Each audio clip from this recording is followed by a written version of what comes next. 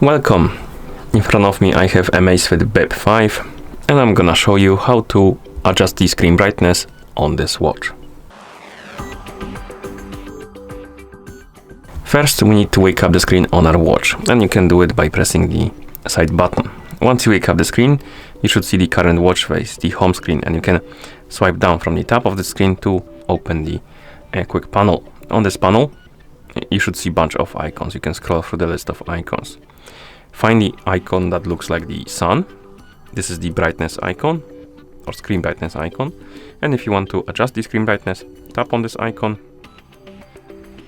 You will be brought to this menu, and here you can adjust the screen brightness by swiping up and down on the slider. And once you're done, you can press the side button to go back to watch face. You can also change the screen brightness by going through the settings basically. To do it, press the side button to open the menu.